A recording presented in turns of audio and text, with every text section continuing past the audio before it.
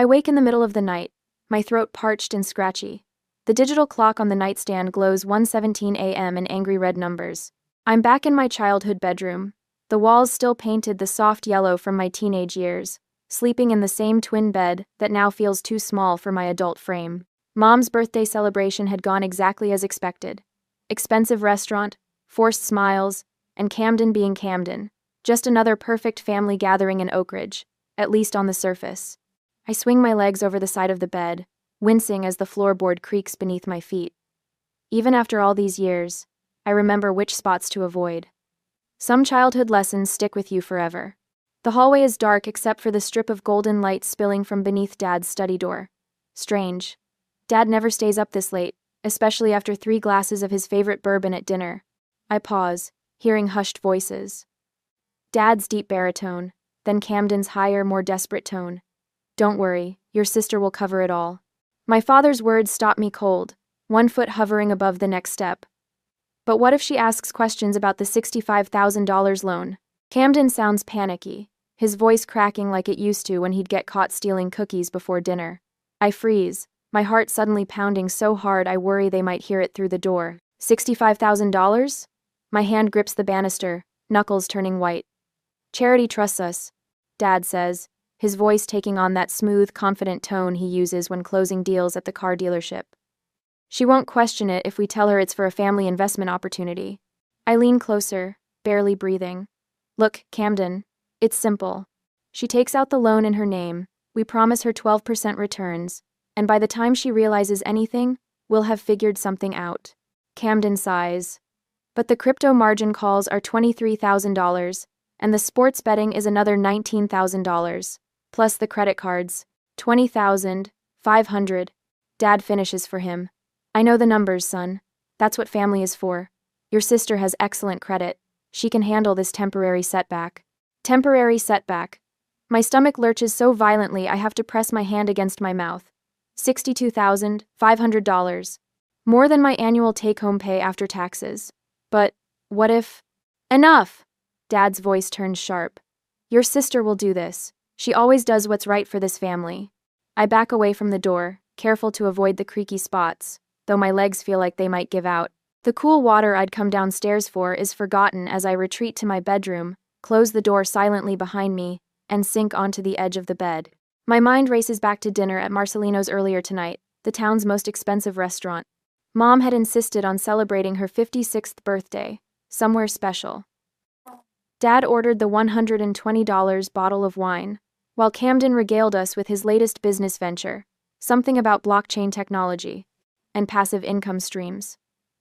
Camden has such an entrepreneurial spirit, Mom had gushed, squeezing his arm. 5 years in college and he's still finding his way, but when he hits, he'll hit big. I'd smiled and nodded, just like always. Then when the bill came, $287 plus tip, I'd reached for it automatically. Camden had patted his pockets theatrically. Man, I'm so broke right now, but I've got you covered next time, sis. Next time. There had been so many next times over the years. Suddenly, the pattern comes into sharp focus. The family emergency last year that required $3,000. The time Camden's car broke down and needed $2,200 in repairs. Dad's temporary cash flow issue at the dealership that had me transferring $5,000 from my savings. I'd been their personal ATM for years, and now they wanted the ultimate withdrawal. My hands shake as I lock my bedroom door. I grab my laptop from my overnight bag and power it up, immediately checking my credit report. Relief floods through me, nothing unusual yet. They haven't made their move. I call Chloe, not caring about the time. Char? Her voice is thick with sleep. It's almost 2 a.m. What's wrong? They want to steal my identity, I whisper, afraid they might hear me through the walls. My own family is planning to use me for a loan they have no intention of repaying. What? Who? Your parents? Dad and Camden. I just overheard them. They need $65,000 to cover Camden's debts. Chloe's voice sharpens, sleep falling away. Those manipulative bastards. What are you going to do? I stare at the ceiling, watching the shadows dance across the glow and the dark stars I stuck there when I was 12. They've faded now, barely visible even in the darkness. I won't let them turn me into their ATM, I say. the words giving me strength as they leave my mouth. Not anymore. I open a new document on my laptop and title it Financial Self-Defense. As the first gray light of dawn filters through my curtains, I create a checklist of everything I need to do to protect myself. First item, pretend I heard nothing until I can get back to Chicago. Second item, freeze my credit at all 3 bureaus immediately. Third item, change all my passwords. The list grows longer as the sky brightens outside my window. By the time I hear movement in the hallway, Mom getting up to make her signature birthday weekend pancakes, I have a plan. They raised me to be responsible, reliable Charity. The one who always does the right thing, who never rocks the boat. But they never expected me to use those same traits against them. What would you do if you caught your family plotting to use you as their personal ATM? For me, the answer is clear. I'm shutting down this bank permanently. Morning sunlight filters through the curtains as I force myself downstairs for breakfast, my stomach in knots. Dad sits at the head of the table, scanning the business section while Mom flips pancakes. Camden hasn't surfaced yet, probably sleeping off last night's bourbon. Morning, honey.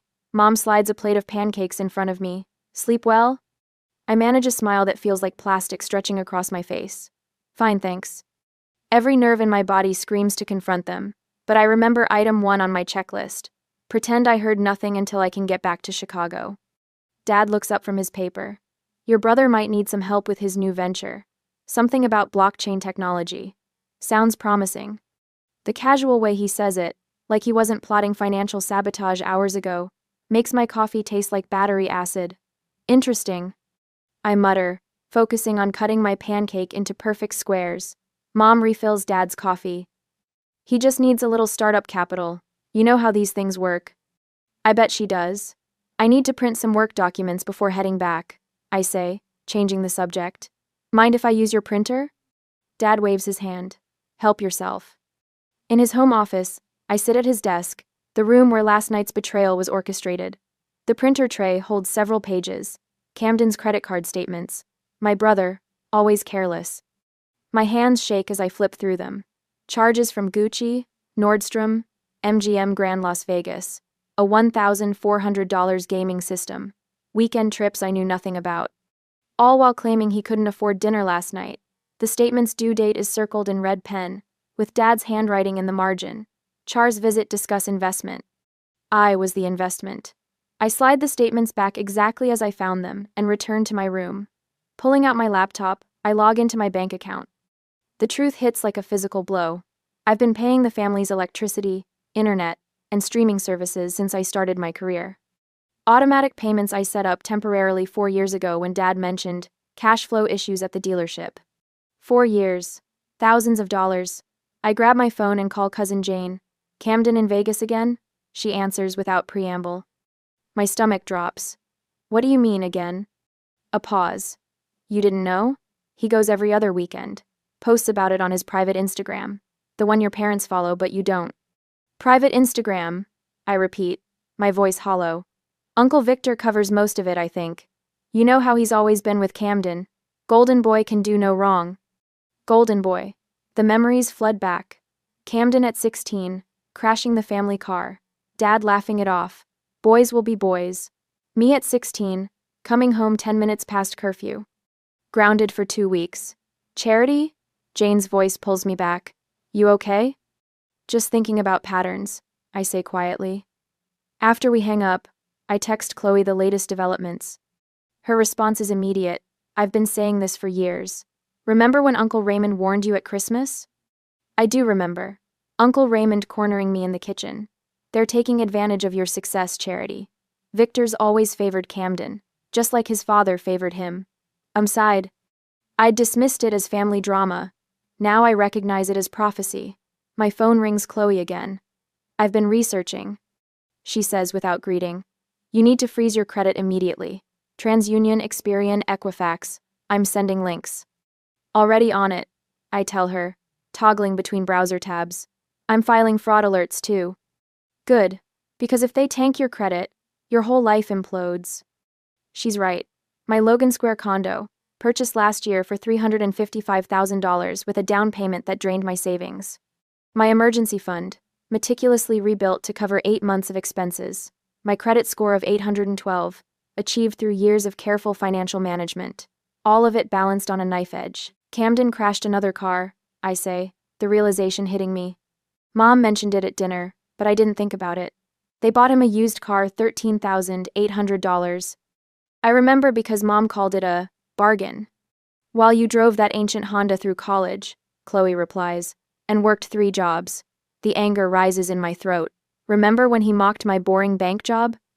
Said I was wasting my life while he was pursuing passive income streams? Which you're now actively funding. I pace the small bedroom, memories sharpening into clarity. Camden's disdain for my financial discipline, Dad's manipulation, praising my responsibility while exploiting it. The constant refrain, family helps family. But family shouldn't drain you dry. Mom knocks softly before entering with fresh towels. Everything okay, sweetie? You seem upset. I plaster on another fake smile. Just work stress, nothing to worry about. She pats my hand. You work too hard. Not like your brother, he knows how to enjoy life. The irony is so bitter I nearly choke on it. After she leaves, I stare at my financial documents, at the years of sacrifice now threatened by the people who should protect me. My emergency fund, built by bringing lunch from home when coworkers ordered takeout. My condo, secured by declining vacations and new clothes. My credit score, maintained by paying every bill on time, even when it meant eating ramen for a week. All of it at risk because my family sees my success not as an achievement to celebrate, but as a resource to exploit. I close my laptop, a new resolve hardening within me. The question echoes in my mind as I pack my bag to return to Chicago. At what point does helping family become enabling destruction? For me, that point was last night at 1:17 a.m., when I heard my father whisper, "Don't worry, your sister will cover it all." 2 days later, I sat cross-legged on my apartment bed in Chicago, sorting through a shoebox of old photos while my laptop boots up. Each snapshot reveals a story my younger self couldn't fully comprehend. In my favorite picture, 15-year-old me beams with pride, clutching a spelling bee trophy. Behind my smile lies exhaustion from staying up until 2 a.m. studying, while Camden's video game soundtrack thumped through our shared wall. Mom had framed this photo but kept it on the bookshelf in the spare room, not displayed with Camden's participation ribbons that dominated the living room mantel. "Second place is impressive, honey," Dad had said when I showed him the trophy. "Maybe next year you can win it all." I flipped to another photo, Camden standing beside his NBA-themed bedroom makeover, complete with a 55-inch television and custom Lakers bedspread. The same month, Mom had helped me arrange secondhand furniture in my room, explaining that girls don't need fancy things, and Camden needs proper motivation to succeed. The memory burns fresh as yesterday. I tuck the photos away, pulling up my credit monitoring service instead. The freeze requests for all 3 bureaus confirm with reassuring pings in my email. First step complete. I remember washing dishes after my 16th birthday dinner while Camden played video games. Just 15 more minutes. Mom always told me when I complained about the division of chores, "Your brother needs time to relax." My timer chimes. 7 minutes until my scheduled video call with my parents. I've practiced what I'll say a dozen times, but my heart still hammers against my ribs. The Washington, D.C. field trip changed everything for me. While other students simply asked their parents for the $480 fee, I spent 3 months juggling shifts at the grocery store, babysitting for the Hendersons, and mowing lawns in summer heat. When I proudly handed the money to my history teacher, he looked surprised. "Most parents just write a check," he said. I smile at the memory now. That trip showed me I could make my own way. College applications arrived senior year, and my parents sat me down for the talk. "We've been saving for Camden's IT degree," Dad explained, not quite meeting my eyes. "You've always been the responsible one. We know you'll figure something out." And I did. 40% academic scholarship, 20+ hours weekly at the library and campus cafe, instant ramen for dinner, more times than I care to remember. While Camden partied through his freshman year at State, I calculated my loan payments to the penny. The Chicago internship came from pure determination, 37 applications, 15 rejections, 9 ignored, and finally, Midwest Financial Partners saying yes. I slept on an air mattress in a studio apartment with 2 other interns that summer, saving every possible dollar. By 27, I'd eliminated my student loans while building an 8-month emergency fund. Every sacrifice had purpose. Every denied dinner invitation meant freedom from the financial insecurity I'd witnessed at home. Now, that freedom stands threatened by the very people who should celebrate it. The laptop screen shows my comprehensive financial self-defense checklist. Credit freeze at all 3 bureaus. Fraud alert placement. New credit cards ordered. Mailing to Chicago address. Parents removed from all emergency contacts. Passwords changed across all accounts. 2-factor authentication enabled everywhere possible. All automatic family bill payments flagged for cancellation. Would most people confront their family immediately after discovering such betrayal, or secure their finances first? I chose security. The quiet strength of preparation feels powerful beneath my trembling hands. The video call rings. I take a deep breath and click accept. Dad's face appears first, confident smile firmly in place. Mom joins, patting her freshly styled hair. Camden slouches into view last, barely visible at the edge of the frame. "There's our girl," Dad says. "We were just talking about you." "I'm sure you were." My voice comes out steadier than I expected. "I heard everything 2 nights ago." Dad's smile falters. "What do you mean, sweetie?" "Your conversation with Camden in your study. About using my credit for a loan." I keep my tone clinical, detached. "About $65,000. The specific figure lands like a slap. Dad's expression shifts from confusion to shock to calculation in seconds. "You misunderstood." He attempts, but his voice lacks conviction. "We were discussing a family investment opportunity, something that would benefit everyone." "Stop lying." The words slice through his excuse. "I heard everything. The crypto margin calls for $23,000. The sports betting for $19,000. The credit card debt of $20,500. Mom's eyes fill with tears. "Charity. Family helps family. You know that. We raised you to understand responsibility." "Yes, you did." I meet her gaze directly. "That's why I'm being responsible with my finances and my boundaries. There will be no co-signing, no loans, no transfers."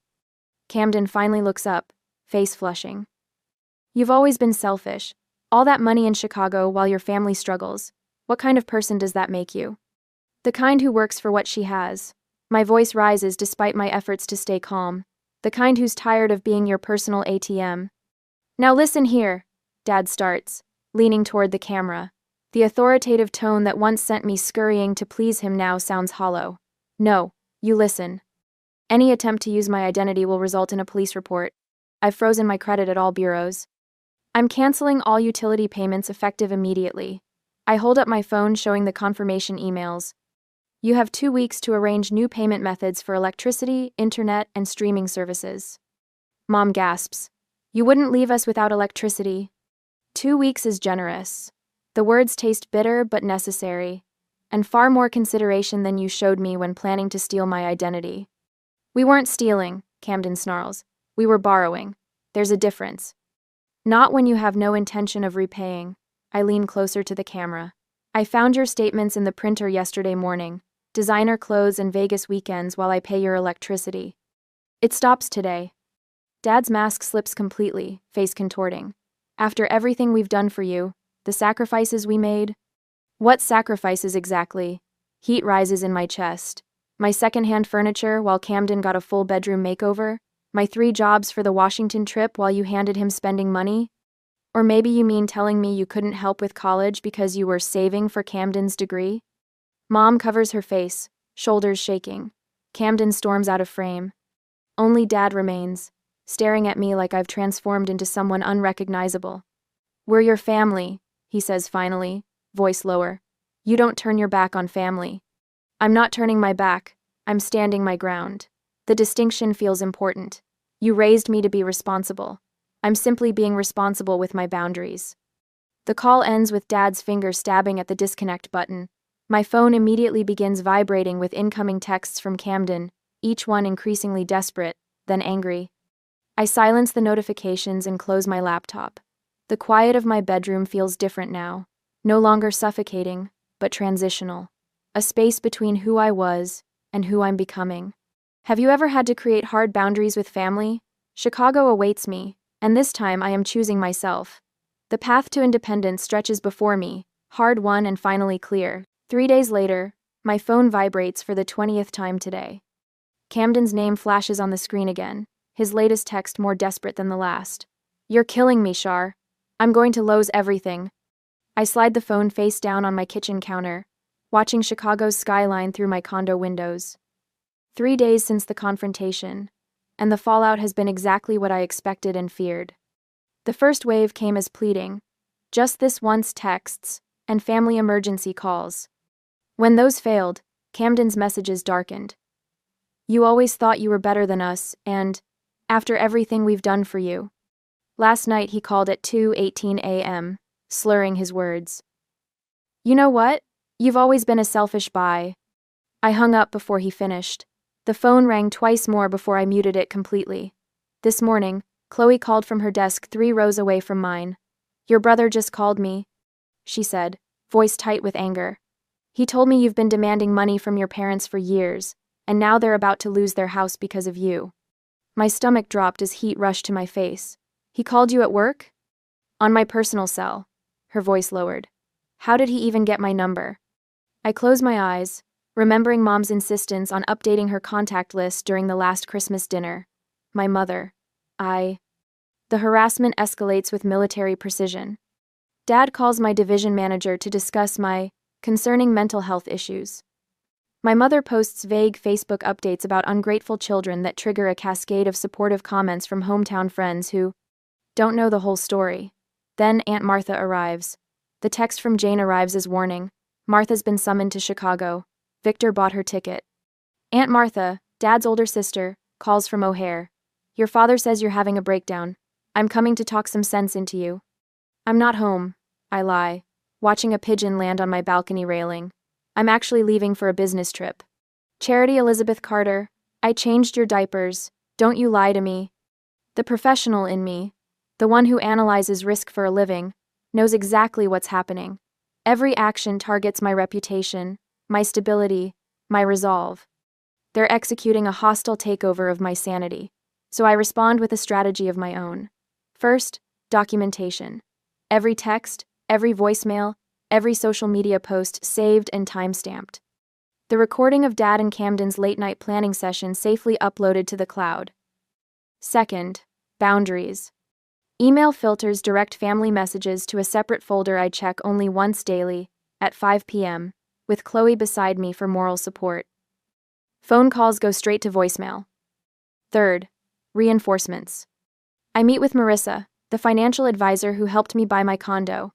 They can't touch your assets without your signature, she assures me, reviewing my accounts.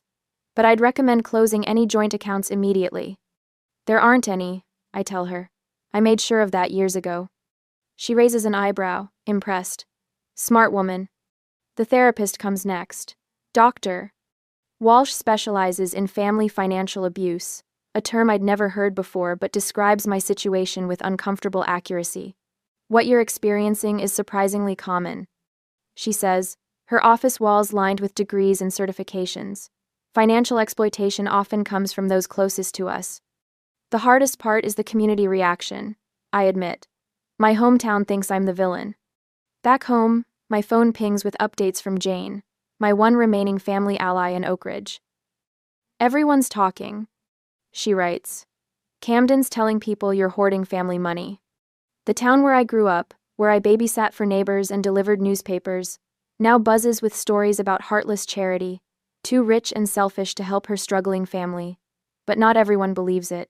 Uncle Raymond, Dad's younger brother, calls unexpectedly. Victor has always played favorites, he says, his voice gravelly from decades of smoking. I told him years ago it would backfire. You hold your ground, Charity. The first signs of victory emerge in week 2. Jane reports Camden taking a morning shift at the gas station and evening hours at the pizza place. Dad and Mom suddenly cancel their anniversary cruise, citing unexpected expenses. The gossip shifts as Camden's spending habits become impossible to hide. My phone lights up with a text from an unknown number. It's Becky Miller, Camden's high school girlfriend. I believe you. Her message reads, he tried the same thing with me last year, almost tanked my credit score before I caught on. Each boundary I maintain strengthens the next. Each day without contact builds my resolve. The pressure remains relentless. The calls, the rumors, the guilt, but something has shifted within me.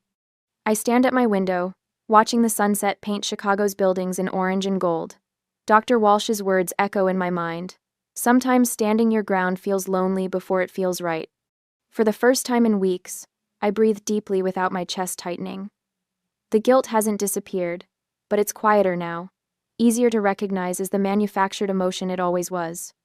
My family crafted me to be their safety net, their bailout plan, their personal ATM. But what they never understood was that the same responsibility they instilled in me would eventually become the very thing they couldn't overcome. I pick up my phone and block Camden's newest number. Tonight, I'll sleep without waiting for the midnight call. Tomorrow, I'll go to work without scanning for family ambushes. This battle isn't over, but for the first time, I'm winning. The pastor's voice oozes sympathy through my phone speaker. Charity, we're all worried about your spiritual welfare. Family is God's greatest gift.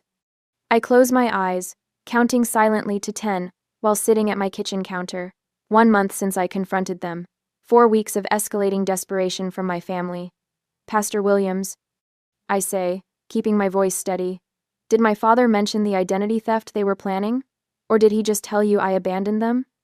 The pause tells me everything. Well, Victor simply expressed concern about financial hardship. Interesting. I trace a circle on my countertop.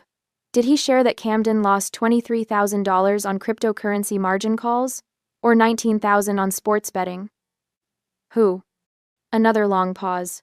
I should probably speak with your father again. After hanging up, I add the call to my documentation spreadsheet, the 14th manipulation attempt since drawing my line in the sand. First came the daily texts and calls. Then the social media posts about ungrateful children. Now they're mobilizing the community. The doorman buzzes. Miss Carter, your brother's here insisting on seeing you. My stomach drops. I'm not expecting him. He says it's a family emergency. Seems pretty upset. Family emergency. Their favorite phrase when needing money. Please tell him I'm unavailable, Frank. And if he refuses to leave, call security. I'm still shaking when my phone pings with an email notification. From Dad's account, with the subject line, Legal Action for Family Support. The message contains a single PDF attachment, a poorly formatted letter threatening to sue me for filial responsibility and family support payments. No lawyer would draft something so amateurish. But the implied threat still makes my throat tighten. My phone buzzes again. Mom's number. Against better judgment, I listen to the voicemail. Charity, honey. Her voice breaks. They're shutting off our electricity tomorrow. It's freezing here. Your father says it's your fault because you canceled the automatic payments. A theatrical sob. We raised you better than this.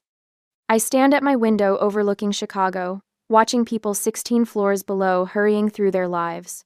They have no idea how quiet betrayal can be, how it whispers from the people who should protect you most. My doorbell rings, the internal one. I check the peephole to see Camden, somehow having talked his way past Frank.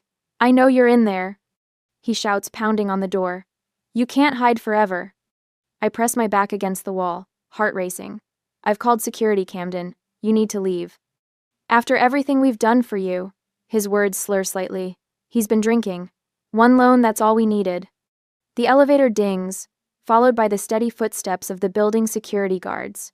Their voices firm but professional as they escort my brother away.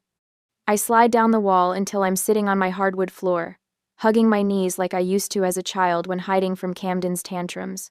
But I'm not a child anymore, and I'm done hiding.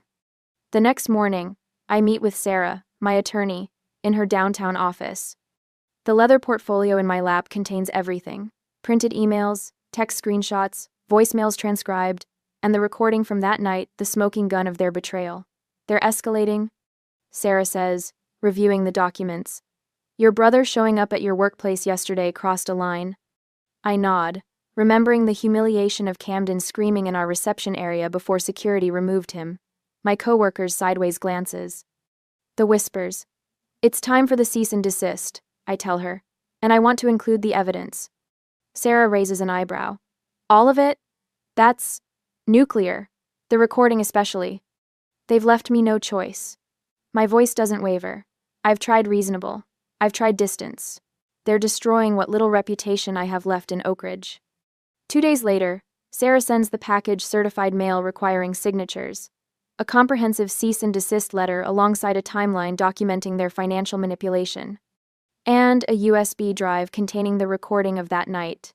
The explosion comes faster than expected. Dad calls within hours. "How dare you?" He roars when I answer. "After all we've done for you, we gave you everything." "You gave Camden everything," I reply, surprised by the steadiness in my voice.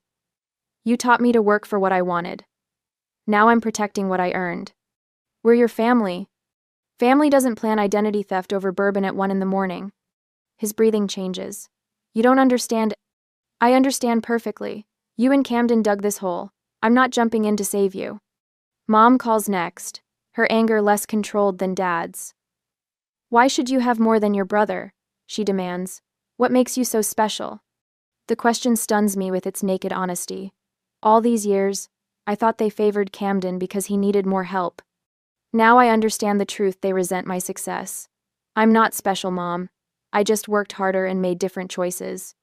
Uncle Raymond calls the following day. "It's like a bomb went off," he says. "Victor showed up at church, looking like he'd seen a ghost. The recording, Charity. They needed to hear themselves. The whole family's talking. Cousin Jane played it at the potluck when Aunt Martha started defending Camden." He chuckles. "Martha hasn't been that quiet since her gallbladder surgery. Camden." 2 weeks pass. Reports filter in through the family grapevine. Camden's credit has officially collapsed, all cards closed, personal loan applications denied. Dad pulled money from his retirement account, triggering hefty penalties.